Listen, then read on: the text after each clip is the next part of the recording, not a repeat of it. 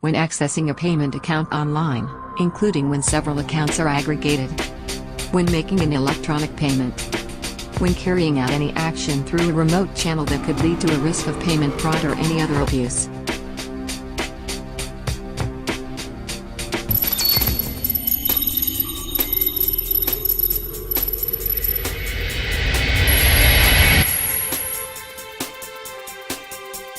Customer identity has to be verified using 2 or more factors: knowledge, ownership, or inherence. The elements selected must be mutually independent. Something only the user knows, such as a password, a PIN, a passphrase, or a security question. Something the user has, such as a token, a card, or a mobile phone. Something the user is, such as biometric identification like fingerprint, iris, or voice recognition. At least one of the elements should be non-reusable and non-replicable, except for inherence, and not capable of being surreptitiously stolen via the Internet. There is also an extra requirement for remote Internet and mobile payment transactions. A unique authentication code must link the transaction to a specific amount and a specific payee.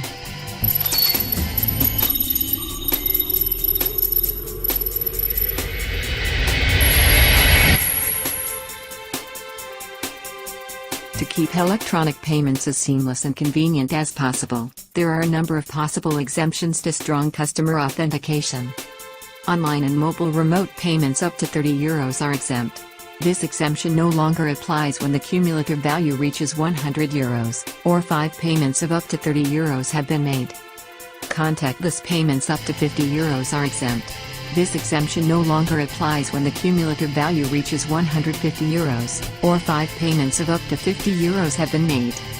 Payments at unattended terminals for transport fares and parking fees are also exempt.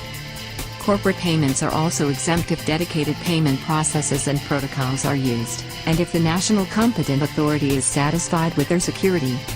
When the online payment account is consulted, strong customer authentication is only needed the first time, and every 90 days after that. Strong customer authentication is also not required for online transactions towards a trusted recipient, such as credit transfers or card transactions where the recipient is known to the pair. Strong customer authentication is also not needed when the fraud rates observed by the payment services provider are lower than the preset reference fraud rates. This is often referred to as risk-based authentication, and PSPs have to comply with additional fraud monitoring requirements to apply for this exemption.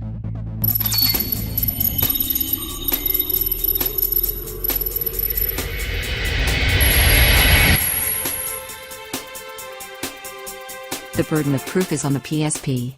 Only if the payer has given consent to execute the payment transaction will it be considered authorized. Consent to execute payment transactions is given in the form agreed between the payer and the PSP. In the absence of consent, a payment transaction is considered to be unauthorized. The payer can claim full reimbursement from their PSP in case of an unauthorized payment if there was no strong authentication measure in place and if the payer didn't act fraudulently.